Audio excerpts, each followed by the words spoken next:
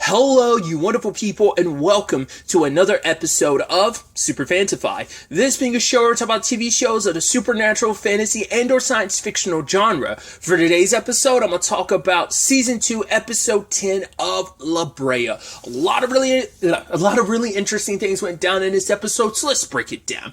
Well, so first and foremost, let's start off with the exile situation.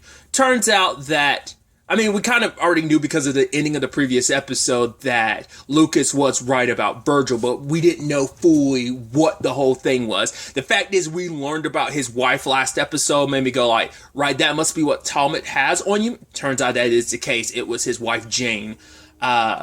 And he had to work with them. He apparently was looking for something, and Wyatt stumbled across him doing it and looking for something, and he was trying to scare him and accidentally ended up killing him in the process. So, but nevertheless, what ends up happening is Talmud and the squad rolls deep. I was like, oh, the fact is they're just locking people in cars, I thought was interesting. He made it clear last episode, oh, I'm all about revenge, but I guess maybe after he got what he wanted, he was going to kill everyone in the clearing. Maybe. But that was interesting. I also appreciate Scott. It's also sad too that I appreciate Scott obviously stepping up and trying to help out, especially when he saw that Josh and Izzy were up to something. But he also blames himself for all of this. It's right, you were trying to do what you could to help Lucas. He was dying. He's your new best bud, and you didn't want him to die. So it's understandable. Especially because this group especially that family, Gavin and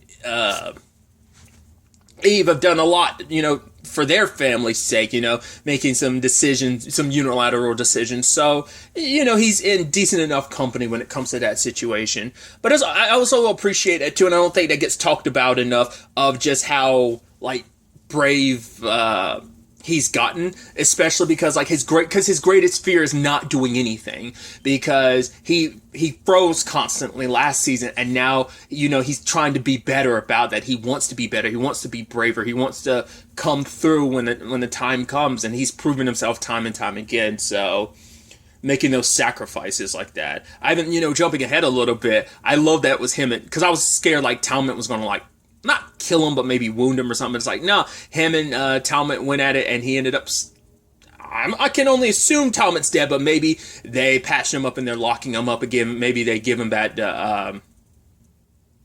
his ex and her people. Maybe not. I don't know. But, or maybe, because it did seem like he was in the process of dying, but I don't quite know if he died or not. But we'll see.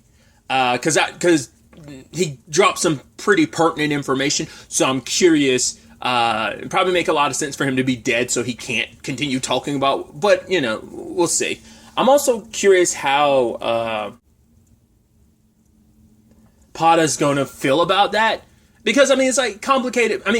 Already kind of went through this when him and Ty fought, but still, it's just it's one thing being oh, he's locked up. It's another thing knowing he's dead. It's kind of a different beast entirely. So I'm curious to see the aftermath on that front, if they really focus on it at all. But it was an interesting reveal, finding out that he was after something very specific, a notebook that apparently Aaron has, and you're the moment Veronica was wait, did he say? And Lily or Ella was yeah. I was wait, it's something related to Aaron. I was dude, once again, I love this making Aaron significant, because it's yeah, he's just, because he was hey, this is guy kidnapped these two girls, and he luckily he's dead. Granted, it doesn't erase the trauma from both of them, what they went through, but still, he's out of their lives, and obviously that ends up being something Veronica deals with this episode. But Veronica ended up being the one to find the notebook, because she had to dig up his body, and she was able to kind of be right, I'm not going to let him control me anymore. That's why she was hesitant to move in with Lucas when he was oh, you can move into my vehicle, and it's oh, she's afraid to open up, even though she wants to, because every time she does, she feels Aaron hanging over her, because I think it's still that thing goes, she can't quite forgive herself, but also it's just her past is there, even though both her and Lucas want to move forward, not just together, but just on the individual level of moving past their past, But that is such an interesting reveal that that notebook is the same notebook. That's the same stuff the scientists that they were looking for last episode. They found his bones and everything. His research is the one that James wanted them to find. The fact is, Aaron has it makes you go, okay. I think I threw it out there last episode. I was like, especially with this Aaron stuff, I was like, so is Aaron someone from Project Lazarus? It seemed like that, especially because Veronica was like, yeah, like he's the one that told us to go to La Brea, and he told us to stay in the car almost like he wanted to go into the sinkhole. It's like he knew it was going to happen. So he has to be part of Project La Brea. And the person that was missing for a year, the scientist, I thought he had, part of me wonders, could Aaron be that scientist? The fact is he happens to have that notebook, or it could just be like, Aaron's the one that killed him and somehow got teleported to present day. Like, we don't know who he was working for, whether it was James or Kira, because we know that Kira's the one that went to Talmud, which I was even wondering, what would Talmud get out of that? I mean, we already know they had a relationship with the tower regardless, because they were the ones using the slave labor to get the fuel for the tower. So I'm curious, I guess like Talmud was thinking maybe if helping out Kira would get them back everything that they lost potentially. I don't know. I'm curious what he really was going to get out of all of that.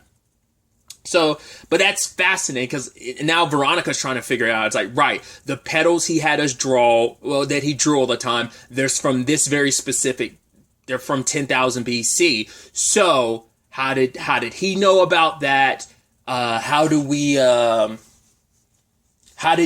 did he feel like he knew to go to La Brea and want us down here? So he has to be part of Project Lazarus. Now, once again, whether it is that he is that scientist, because I think I'd thrown it out there last episode, I was like, maybe that scientist faked his death or something like that. Or like I said, maybe Aaron is the one who killed him, because that scientist was missing for a year. And the fact is that James sent them after him. Like, so if Aaron did kill said scientist, it's not like James would have ordered that. Because why would he have you looking for someone that died a year ago? Not unless he knew and he was hoping you'd find the research. But why send you on such a wild goose chase without knowing for sure that you'd find the research? And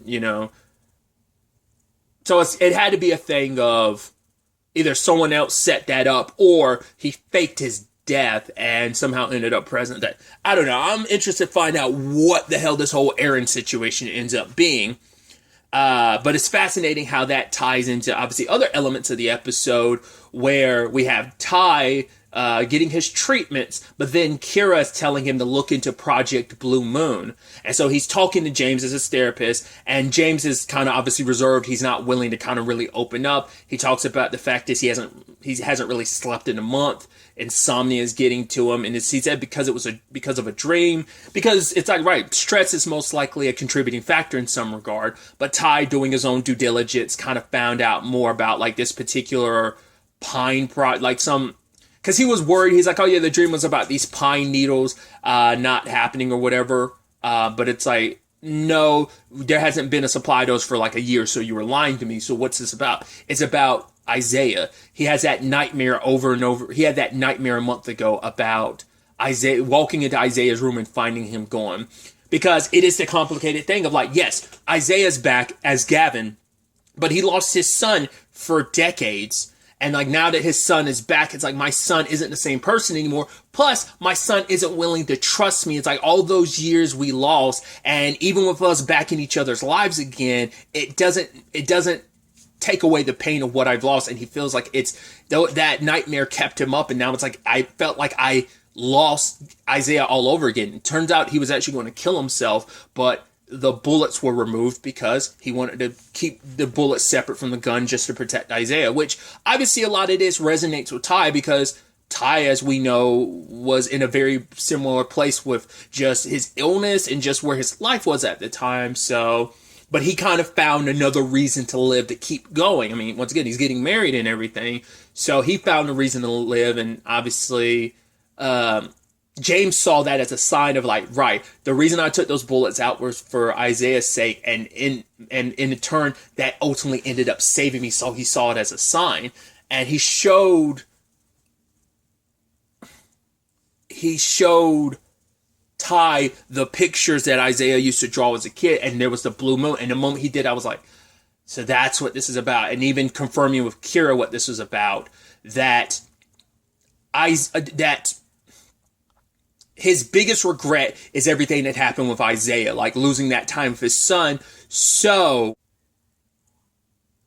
turns out James' ultimate goal, amongst a lot of things, but his top priority is to go back in time and change things so that he never lost Isaiah. Isaiah stayed by his side and they had all those years together. And obviously that's going to have a major timeline effect, because it's like, cool, if James does this, that means Gavin never went back to 88. He would never eventually grow up and meet Eve, and wouldn't have Josh and Izzy. Obviously, it would change so much about this show in question, because a lot of stuff will get undone. Even Kira being like, yeah, that, you know what that means? And I love that she made this point. I was like, that's weird that's what you focus on, because she's like, you don't know what the bigger issue would be. Ty, that means you would never come down here and you would never get treatment. I'm like, why specifically that? You made it seem like there was a bigger thing, but you specifically chose an isolated thing that would affect Ty. Now you tie in the fact is, no pun intended, you tie in the fact is that we know that she's the one that sent Talmud after that book. Makes you go, okay, so you're manipulating Ty. I mean, she is the one that, like, she seems so loyal to James, and then all of a sudden now you're like going behind his back getting Ty to investigate stuff. That's why I was like, is this a test or something? It's like, no, she's trying to usurp him, and I guess she found an opportunity. I guess she's just been playing the loyal subject for a while, biding her time. Like, this is something that's probably been in the works for a while. Maybe she was loyal for a while until she saw that James is so caught up in personal family stuff. Maybe it's specifically because of Gavin's return. I'm sure this was all, well, because she even said that this is the one project that James would never let her in on. So it had to be like a forefront project from the very beginning. But like, that's why I'm wondering, like, could it just be, did Gavin's return end up sparking that, or was that always just something she was already kind of I don't know. That's going to be interesting to kind of deeper dive on. At the very least, this puts even Gavin's conversations going forward are going to be a really interesting place, because he ends up talking to her about, like, I know, like, you're not the biggest fan of me kind of relying on James, which obviously they're not the only ones divided on that. Even Izzy and Josh are, which is so interesting that they would be on the opposite sides of what that situation is. That Izzy's kind of like, yeah, he shouldn't be so trusting of James. Like, she's like, yeah, we need to save mom. So yes, like, shutting down the machine was necessary, but she's like, probably like, I said we should do that, but I didn't think dad should go all in on trusting James the way he has been. Because, I mean, let's not forget, first time you met James, what did he do? He lied and manipulated you. So that has to be considered. But the fact is that Josh and Izzy are like opposite sides of that. But I think it's also Josh probably wants to make up for one. Even Izzy, I brought up, was it last episode, where it's like, right, you want to believe in dad's vision so much now because you felt bad for not believing before. Plus everything between him and his mom, like, it was complicated for a while. There's the bad blood kind of between them at the time during some of the stuff last season, so maybe he's trying to make up for that. I mean, besides, it's like, right, you know, there's a vision literally saying your mom's going to die, that you're going to be a little more probably like ready to jump on that. I mean, I think they all had the opposite relationships, like specific. Like, I think Josh has a closer relationship with their mom than their dad, and Izzy more with their dad. I mean, he's even the one that taught her to, like, the basically kind of like Morse code with, like, light. And it's like, wow, Girl Scouts are pretty badass, considering, like, she's like, yeah, like, she learned more. It's like, right, we got to tell dad to go after this smaller group that's with Veronica, Ella, and Lucas, because that's the basic, more strategic move to make. So, and obviously Gavin let his emotions get the best of him, because like, no, I gotta go protect my family. It's like, no, Izzy's got a good head on her shoulder. You taught her well, so she's saying we should do this. That makes the more tactical sense, and it did. So, that all worked out. There's also a little bit of that thing with Riley too, where she feels guilty about what Caroline asked her to keep a secret, which even her dad understands, because Sam's like, right, there's stuff I couldn't tell your mom about just because, no matter how much she wanted to know. And Riley was like, yeah, like, so how'd you make her kind of okay with that? If I remember correctly, Sam never really got an opportunity to answer. He also hesitated to answer because I think in the long run, it's because it probably didn't. It probably ended up being a massive point of contention in the relationship where it's like, right, you can never fully be open with someone. And it's like, yeah, especially because it's still early days in their relationship. It's like, right, like it's been building for a while and now there's kind of something there. Now it's also like, cool, you sided with my grandmother and kind of lied to me. Like you should have trusted me to kind of understand what was going on. But instead of giving me that choice and believing in me, you lied to me. So that's going to turn into its complications. And obviously Riley feels bad about it. But, so I wonder what that means in conjunction with what research Caroline found plus the book they found this episode, what that all means, So now that I'm thinking about the torn page and everything, it has to be a situation of, now in retrospect, I'm like, yeah, Aaron had to have taken the book, killed the guy and taken the book. So he's been gone for at least, Aaron's not been here for at least a year. Granted, 10,000 BC time, once again, you never know with timey-wimey is like how long he was living like present day or whatever. Why did he specifically take Veronica and Lily? Was it him compensating for maybe some daughters he lost? Or is it because he knows what the future holds? Like he got them specifically? Like there might have been a deeper reasoning behind that. Maybe they have some role in this, considering they are from the future. And even, oh God, what was her name? The professor who ended up dying, who had she said that line to Scott, almost implying like she knew Aldridge. That's what was her name. I've been blanking on Aldridge's name for a while now. Aldridge kind of said something implying like she knew what Scott's future kind of held for him. So that's where I'm like, they are from 2075, so they must have some records of these people. So that's why I'm like, nothing's a coincidence. It's all on purpose because they have future knowledge, because it's a loop of, well, this has to happen type of situation of like, yeah, you have this past knowledge and you take advantage of it because because of future stuff, not realizing that you would have a part to play in said future events that would eventually become past to you, to become records to you, but you would have a direct correlation and connection with. So that's why I feel like Aaron specifically taking Veronica and Lily wasn't an accident. It was 100% on purpose, because maybe some records from 2075 are like, this is what ended up happening. So there's some correlation there. Maybe I'm just reading way too much into it. So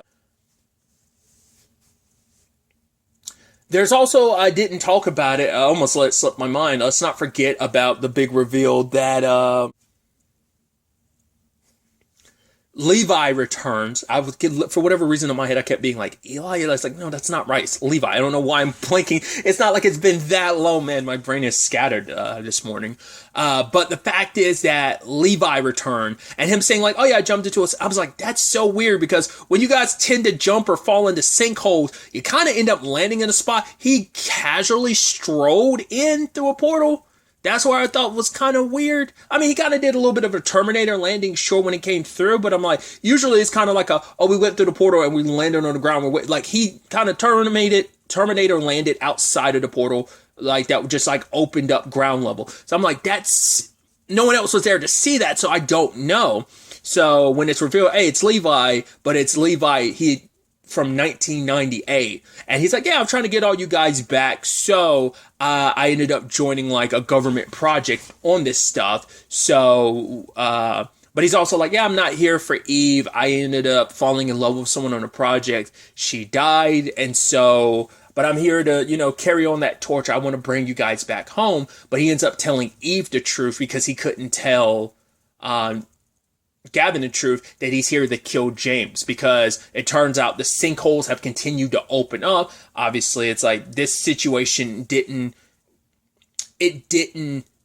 get remedied the way Gavin's probably hoping it will, like trying to get everyone back home. The problem is we know what James wants, and so him probably going about that causes such a complicated tear in a space-time continuum that, because it's like you are breaking time even more so than because of what you're trying to change. It'll probably, I mean, whether or not it'll just straight up create a paradox situation, or whether or not it just straight up erases this current time and, you know, everything becomes the new timeline, we'll have to wait and see. But once again, just curious to see how the time travel rules work in this regard. But the big question is, the fact is that it's like, right, how do you know to go after James? Did Caroline have people back in 88 kind of still holding on to that? Or is like Levi lying, and is he from actually even further in the timeline than he's admitting? He's like, oh, I'm from 98, it's only been 10 years. It's like, could he actually be older than what he's kind of implying? I mean, it's like, I don't know. I mean, I don't know. It's hard to say what's really going on there. I mean, it's like, how do we know he's 100% telling? I mean, he's probably going to be a lot more honest with Eve than he is Gavin, considering their circumstances, but he could still be hiding stuff on that front too, which is also complicated too, considering Eve and Gavin are trying to be on the same page. And yes, she's not that trusting of James, but are you really going to be okay with Levi trying to kill your husband's father, your father-in-law? But also, it's like, is he justified in doing it because James is going to continue doing what he's doing and it's going to have catastrophic fallout because he's just so desperate to get back all that time with his son? Love and regret can sometimes lead to catastrophic things, or maybe maybe it's all getting put on James, but maybe it's more of a Kira issue. Not unless we end up finding out that there's kind of like some timey-wiminess in that front, where it's like maybe Kira, when this is all said and done, ended up time traveling in the past, and maybe she's the person that Levi ended up falling in love with, or something like that. The fact is, we introduced that storyline, and it's like, oh, you fell in love with someone. I'm like, was that a story, or is that true? I don't know. Once again, it's 100. I mean, a lot can happen in 10 years, so who knows, like, how much truth is to what Levi says. You know, you can't, I mean, you already know he's lied to Gavin, so what's to say he's not lying in other regards? It's definitely going to be interesting to see where the next episode takes us going forward with all of this.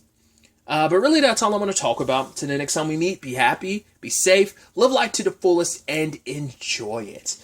Good day, and goodbye.